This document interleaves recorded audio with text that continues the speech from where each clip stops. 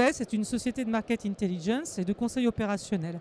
Dans le cadre de nos activités, nous manipulons beaucoup d'informations, des données, et notamment des données structurées dans des corpus d'informations non structurés.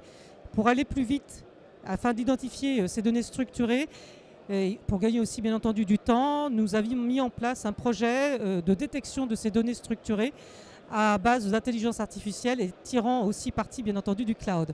L'objectif était de monter une plateforme de données structurées tirant parti de toute une chaîne en fait en amont.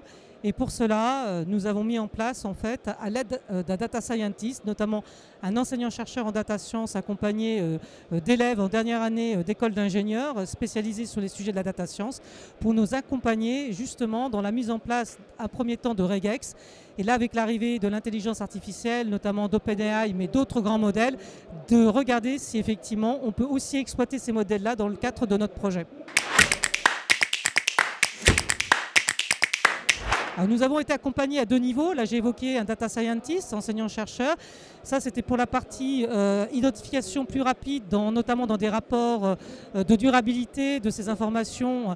L'objectif, c'était de les basculer directement dans un format non structuré à structuré, et aussi constituer la base de données. Et ensuite, il y avait toute une partie de mettre ensuite à disposition ces informations et ces données à travers un service en ligne, notamment. Donc là, on s'est appuyé sur une agence en innovation et qui, à l'appui d'une plateforme no-code qui s'appelle notamment Meuble, on a développé à un moment donné une base de données et on peut attaquer en fait cette base pour visualiser un certain nombre de ces informations-là. Alors là, des premiers bénéfices, c'est que nous avons été chercher une labellisation auprès de Cap Digital. Donc ce projet-là de plateforme de données a été labellisé par le pôle de compétitivité français, l'un des plus grands pôles de compétitivité français qui est Cap Digital.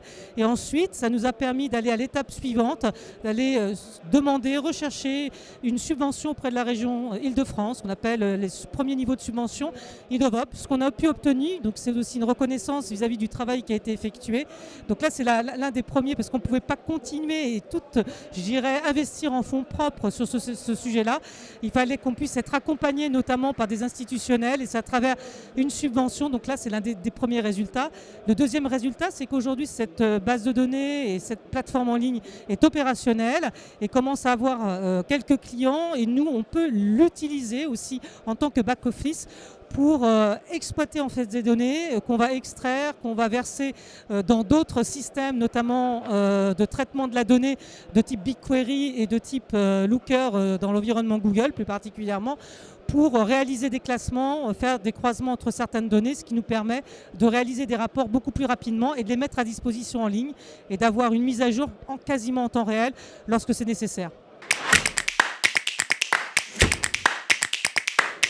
Alors, ce sont des projets qui sont très structurants en interne, ça prend du temps, on peut penser que la technologie en elle-même est très rapidement actionnable, on va dire.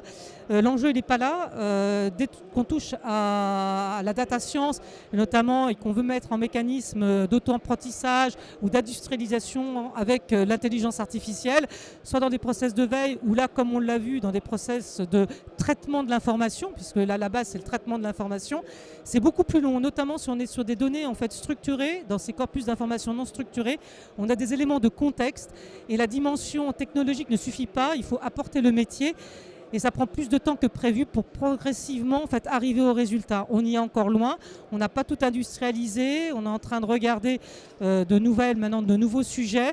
On est une petite entreprise aussi, donc la technologie est facile d'accès, mais ce qui nous manque le plus souvent, c'est le temps en fait pour pouvoir vraiment valider et stabiliser en fait le modèle et puis passer aux étapes suivantes.